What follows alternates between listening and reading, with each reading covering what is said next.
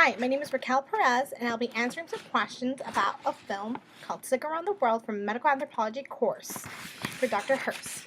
I'll first start off with Great Britain. The way the British pay for the National Health Services is by having higher taxes, which allow these extra tax dollars to fund the health system. This means all hospital, doctors, nurses, and employees are on government salaries. Primary and emergency care is excellent, yet elective care can be a bit harder to get into due to a wait. Now, the reason Americans might not favor the British system is that it is heavily run by the government and has higher taxes than the systems here at home. Now, British doctors have a strong incentive to keep their patients healthy because they receive $180,000 bonuses compared to their basic salary that is a stipend from the government. Now, the next country I'll be speaking about is Japan. The Japanese have a social insurance where every citizen is insured, some through employers, others that cannot afford it are provided it and receive health insurance free of cost from the government. The way that Japan keeps the cost down of medical procedures is by meeting every 2 years with the Japanese Health Ministry, in where they make physicians have a fixed price on all medical procedures and medication.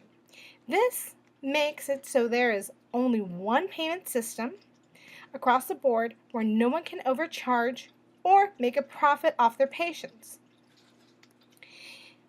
They can see a doctor anytime they want or need to. The hospitals in Japan are all affordable, yet are 50% in financial deficit due to the low cost and access to healthcare. This is one thing I found quite interesting.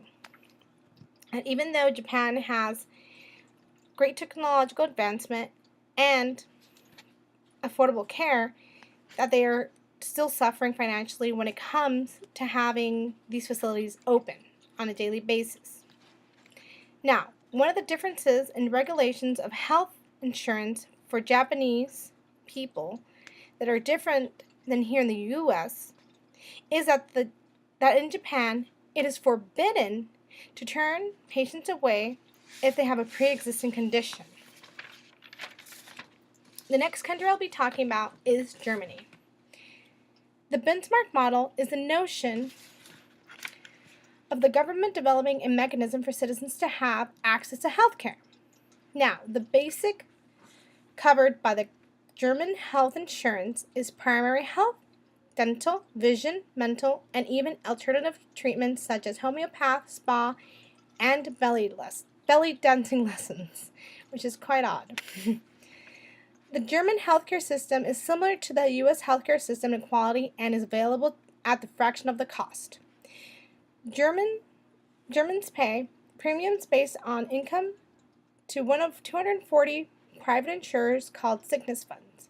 It is more expensive, yet the rich are paying for the poor.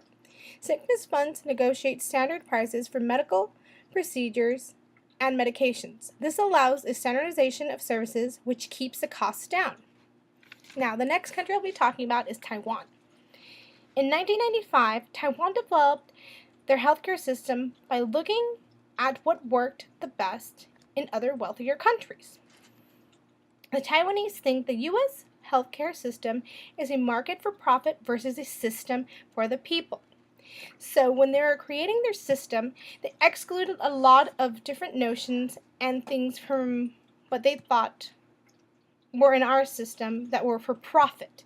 So they focused more on the people versus for profit, even if it meant that they would be putting themselves in a deficit. One of the things that works well in Taiwan's system is a smart card. That shows technological advancement and streamline in the healthcare system, since it allows doctors to have access to a patient's medical history and medication list in order for them to have better quality of healthcare and interaction between patients. I found that to be quite interesting. Now, the way Taiwan is trying to balance the hopes of patients is by borrowing from banks to pay providers and keep facilities open, while they find a more permanent solution to funding their healthcare system instead of increasing taxes on their citizens. Now, I'm going to talk about Switzerland and their change in 1995 in a new healthcare system called Lamal. This was due to the fact that the old system was linked to the employment status. If an individual lost their job, they would lose coverage. Lamal is a mandatory insurance with the state, which everyone pays except for the poor. Everyone receives a comprehensive package of medical care. Now, the Swiss at first were very apprehensive about it. 50% were with and 50% were against it. But in the end, the value of life and expectancy and having universal health care overcame those doubts and expectations. So the Swiss were willing to make this change since everyone was guaranteed universal health care. Doctors would no longer be able to cherry pick patients since healthcare systems would become standardized.